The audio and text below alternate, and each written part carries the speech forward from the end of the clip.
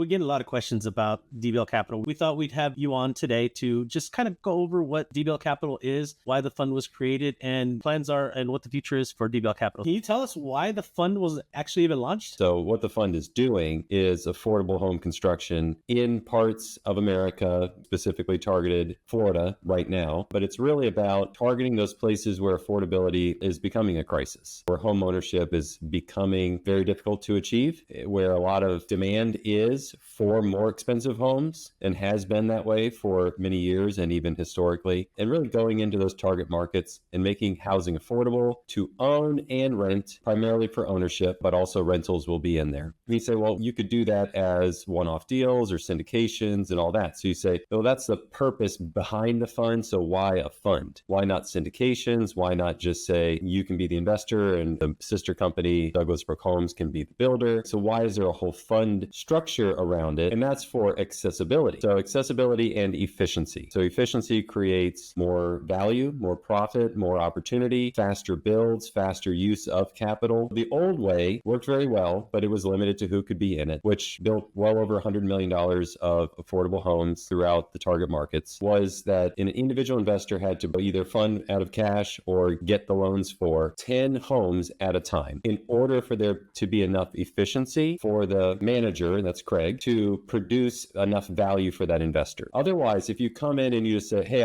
build me one house that I can flip. I want to build a house and I want to sell it for a profit. Well, to deal with one at a time, you're paying retail. You have to pay full price, just like the end user. What is the value you're creating there? So you have to buy in bulk. And so that limits how many people can do that. Then besides that, it was you decided you wanted to do those 10 homes. Now the process just starts the day you sign the contract. Well, you want to do it. Great. Now we'll start looking for land. Now we'll start the entire process. And so you had this build-up period of lag called the dead zone, where the capital is working or you're working, but there's nothing being earned. We're still in the waiting game. Well, at this point now with a fund, somebody can tap into and they can contribute a much smaller amount. They get the wholesale access to the fund, and there's already a pipeline of homes under construction, near completion, lots in contract, homes in permitting, and you join immediately as a fractional owner of the entire pipeline rather than saying, hey, I need to put up 10 times as much capital or debt and just start at the beginning. That's the reason for the fund being formed, to pass along those economics to investors at a much lower risk and at a much faster cycling of capital.